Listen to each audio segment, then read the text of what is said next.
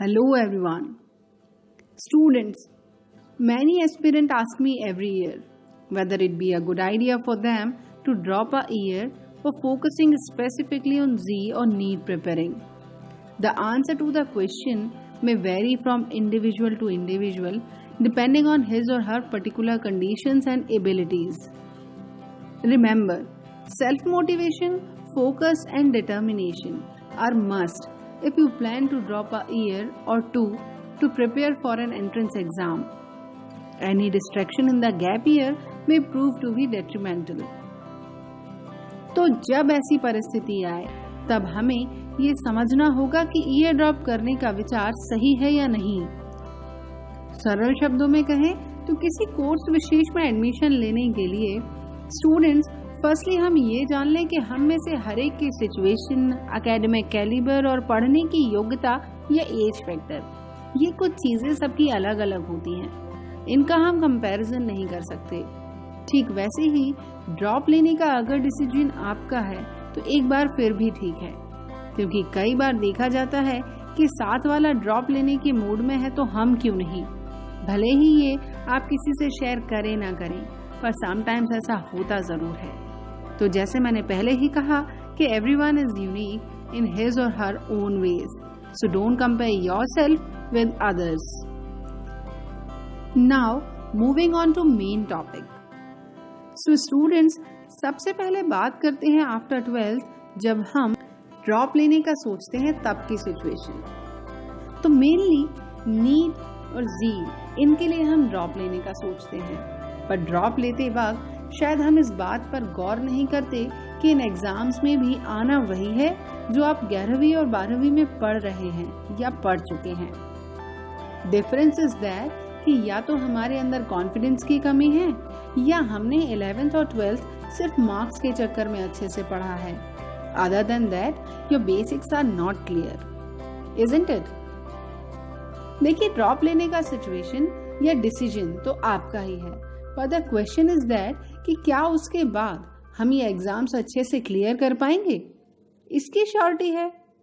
तो यहाँ मेरा कहना ये है कि सबसे पहले तो 11th और 12th फोकस्ड वे में पढ़ें, और if you are preparing for NEET और JEE then mark your syllabus in your 11th और 12th book, analyse and study. अब ऐसा कई बार होता है कि नीट और जी क्वालिफाई करने के बाद हम अच्छे कॉलेजेस की तलाश में रहते हैं और उसके लिए हम अच्छी मेहनत भी करते हैं, पर जब मार्क्स कम होने पर हमें पसंदीदा कॉलेज नहीं मिलता तो हम ड्रॉप लेने का सोचते हैं। तो यहाँ दोबारा आपको बता दूं कि हर एक का पोटेंशियल अलग अलग है। अगर 100% आपको लगता है कि नेक्स्ट आप अच्छे से क्वालिफाई कर लेंगे तो ड्रॉप लेने का सोच सकते हैं, क्योंकि NITs, IITs या नीट में मिले अच्छे कॉलेजेस से ही हमें अकेले सफलता नहीं मिलती। It all depends on your studies and hard work. So यहाँ ड्रॉप लेने का ना सोचकर उसी तरह की कोई डिग्री लेने का सोचें। जैसे अगर नीट के लिए प्रिपेयर कर रहे हो और ड्रॉप लेने का सोच रहे हो तो यहाँ डिसीजन तो आपका ही है, पर जैसे आपका प्लान ए नीट है तो आप प्लान बी में BSc रख सकते हैं, जो आपको नीट के लिए दोबारा प्रिपेयर करने में भी हेल्प करेगा। साथ ही ये एक डिग्री कोर्स तो है ही, तो नेक्स्ट टाइम नीट में अगर आपकी पसंद का कॉलेज मिलता है देन टेक इट, अदरवाइज आप नॉर्मल कोर्स का ऑप्शन भी रख सकते हैं, जिससे शायद आपका साल भी बर्बाद नहीं होगा। It's all up to you. ऐसे ही अगर आप जी के लिए प्रिपेयर कर रहे हैं तो अगेन ड्रॉप लेना आपकी चॉइस है, पर यहाँ भी आप BSc, PCM या जो आप करना चाहें वो ऑप्शन रख सकते हैं, क्योंकि in comparison to professional degree courses like engineering और medical, normal courses in normal colleges charge very nominal fee.